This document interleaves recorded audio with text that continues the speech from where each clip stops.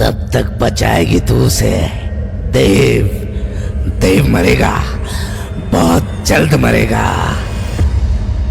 सुदीप की यह धमकी सुनकर अंजलि के माथे पर पसीना उभर आया।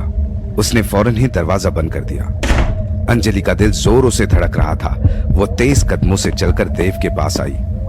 अंजलि का चेहरा देखते ही देव समझ गया कि कुछ हुआ है। क्या हुआ तुम्हें?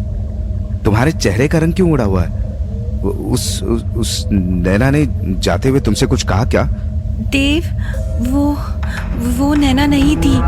ये सुनते ही देव चौंक पड़ा और हैरानी से बोला, क्या नैना नहीं थी? ये तुम क्या बोल रही हो अंजलि? वो नैना ही तो थी। कि तभी अंजलि बिस्तर पर बैठ गई। उसने पीछे मुड़कर एक नजर दरवाजे की तरफ देखा, फिर धीरे से बोली, देव, नैना नहीं थी वो। फिर वही बात, अगर नैना नहीं थी तो कौन थी वो? इस बार देव थोड़ा चिल्लाते हुए बोला। तभी अंजलि ने घबराते हुए कहा, मैं दरवाजे से नैना को जाते हुए देख रही थी, लेकिन नैना अपने रूम की तरफ जाते हुए अचानक से ही रुक गई।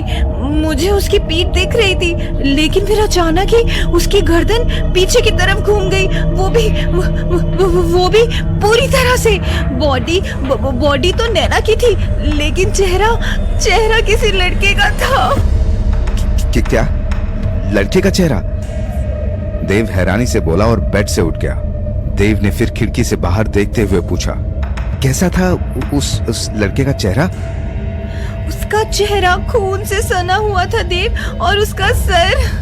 अंजलि बात पूरी करती उससे पहले ही देव बोला, और उसका सर बीच से फटा हुआ था, है ना? ये सुनते ही अंजलि चौंक पड़ी। वो फौरन ही बेड से उठी और देव के पास आकर बोली, उसका सर बीच से फटा हुआ था? ये तुम्हें कैसे पता देव? अंजलि के सवाल पर देव चुप ही रहा। तभी अंजलि ने देव की बाह पकड़ी और उसे अपनी तरफ घुमाते हुए बोली, बोलो देव, तुम्हें ये कैसे पता? जानते हो, वो अचानक ही मेरी आंखों के आगे से गायब हो गया था, लेकिन तभी उसकी आवाज मेरे कानों में पड़ी और उसने मुझसे कहा, कब तक बचाएगी तू उसे? देव मरेगा, बहुत जल्दी मरेगा। वो कौन था देव? बताओ मुझे, और वो तुम्हें मारना क्यों चाहता है? देव सुदीप के बारे में अंजलि को कुछ नहीं बताना चाहता था, लेकिन अब सच कहने के अलावा उसके पास दूसरा कोई रास्ता नहीं था। देव अंजलि के सामने से हट गया और खिड़की के बाहर देखने लगा। अतीत का वो मंजर जिसे देव कभी याद नहीं करना चाहता था, आज फिर से उसी मंजर को याद करते हुए देव धीरे से बोला, ये 3 साल पहले की बात है। तारा ने मुझे और विवेक को एक मीटिंग के लिए गोवा भेजा था। क्लाइंट से मीटिंग हुई और अगले ही दिन हमने ऐड का प्रपोजल बनाकर क्लाइंट को दे दिया। उसे हमारा प्रपोजल पसंद आया। हमारे अलावा वहाँ राइवल कंपनी का एम्प्लॉय भी था। वो कभी मेरा दोस्त हुआ करता था और हम तारा के ही कंपनी में एक साथ काम करते थे, लेकिन विवेक से झगड़ा होने के बाद सुदीप ने राइवल कंपनी ज्वाइन कर ली। उसके बाद से ही हम दोनों ना चाहते हुए भी एक दूसरे के राइवल हो गए थे। उस रोज सुदीप हमसे चिढ़ा हुआ था क्योंकि डील हमें मिल गई थी। रात के वक्त मैं और विवेक एक पब में थे कि तभी सुदीप वहां आया और आकर विवेक से बोला, तो डील मिलने का जश्न मनाया जा रहा है? हाँ, ये डील मिलने का ही जश्न है। कोई प्रॉब्लम है तुझे? नहीं, कोई प्रॉब्लम नहीं है। मैं तो बस ये पूछ रहा था कि कॉन्सेप्ट किसका था, तेरा या हमेशा की तरह देव का? ये सुनते ही विवेक को गुस्सा आ गया। उसने फौरन ही सुदीप का कॉलर पकड़ लिया और गुस्से में बोला, साले, तुझे खुद को डील क्रैक नहीं हुई और यहाँ आकर अब मेरे और देव के बीच में आग लगा रहा है? आइडिया मैंने और देव ने मिलकर सोचा था, समझा? अब निकल यहाँ से, वरना क्या? अरे जाके आईने में शक्ल देख अपनी। खुद से नजर मिलाने की औकात नहीं है और तू धमकी दे रहा है मुझे। विवेक छोड़ उसे। और सुदीप, तू प्लीज जा यहाँ से। सीन क्रिएट मत कर प्लीज। अच्छा, मैं सीन क्रिएट कर रहा हूँ और ये विवेक ये कुछ नहीं कर रहा। सही है देव, अच्छी दोस्ती निभा रहा है तू। शायद अब तुझे याद नहीं है, लेकिन मैं उस वक्त को नहीं भूला जब ये विवेक ये हमारे आइडियाज को चुराकर अपना नाम से आगे बढ़ा दिया करता था। आज हम एक कंपनी में एक साथ काम नहीं कर रहे हैं सिर्फ इसकी वजह से, और आज तू इसकी साइड ले रहा है। इतना कहकर सुदीप वहां से चला गया। लेकिन उसके जाने के बाद विवेक ने उससे बदला लेने के लिए एक प्लान बनाया। मैंने उसे बहुत मना किया था, लेकिन उसने मेरी एक नहीं सुनी। विवेक ने कहा था वो बस सुदीप को डराएगा, क्योंकि उसे भूतों से बहुत डर लगता था। पब से निकलकर मैं और विवेक सुदीप के पीछे पीछे गए। सुदीप एक बेंच पर जाकर अकेला बैठ गया। वहां कुछ और लोग भी थे, लेकिन कुछ वक्त बाद जब सब लोग चले गए और सुदीप अकेला रह गया, तब विवेक ने एक जगह छुपकर डरावनी आवाज में बोलना शुरू किया। मरेगा, आज तू मरेगा। कौन है?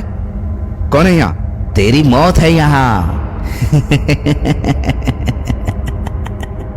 मुझे मत मारना। मैंने तुम्हारा क्या बिगाड़ा है? मुझे जाने दो, प्लीज प्लीज मुझे जाने दो। जाना चाहता है, चला जा, लेकिन यहाँ से कहीं और नहीं, सीधा ऊपर जाएगा तू, सीधा ऊपर। ये सुनते ही सुदीप की हालत खराब हो गई थी। वो एकदम से रो पड़ा और उसके रोते ही विवेक को हंसी आ गई। सामने विवेक और मुझे देखकर सुदीप के चेहरे का रंग बदल गया था। उसने फौरन ही अपने बैग से बेसबॉल का बैट निकाला और चीखते हुए विवेक से बोला, हरामजादे, मुझे मारेगा तू, ऊपर पहुंचाएगा मुझे। इसके बाद बहुत देर तक विवेक और सुदीप के बीच में हाथापाई होती रही। मैंने उन्हें रोकने की बहुत कोशिश की थी, लेकिन दोनों में से कोई नहीं रुका। फिर अचानक ही वो हुआ जो नहीं होना चाहिए था। विवेक ने सुदीप से उसका बेसबॉल का बैट छीन लिया और फिर उसी के सर पर वार कर दिया। सुदीप का सर 2 टुकड़ों में फट गया। उसके पूरे चेहरे पर खून ही खून था। उस रोज अपनी आखिरी सांसें लेते हुए सुदीप ने कहा था, मरोगे, तुम दोनों भी मरोगे। आऊंगा, वापस आऊंगा मैं। सुदीप की यह कहानी सुनने के बाद अंजलि के जहन में बिजली सी कौंधी। कमरे की खिड़की से शीशे में अंजलि को फिर से अपने अतीत का एक मंजर दिखा। रत्नागिरी के पड़ोसी गांव और रीवल सोनगिरी के ठाकुर विश्वदीप सिंह, जिसका चेहरा बिल्कुल सुदीप जैसा था, उसने महादेव के मंदिर के बाहर गीतांजलि का रास्ता रोक लिया और धमकी देते हुए बोला, गीतांजलि, जाकर कह देना अपने पति से, अगर वह हमारे रास्ते से नहीं हटा और अगर उसने फिर हमें अंग्रेजों के साथ व्यापार करने से रोका, तो हम अपनी इस तलवार से देवराज के सर के 2 टुकड़े कर देंगे।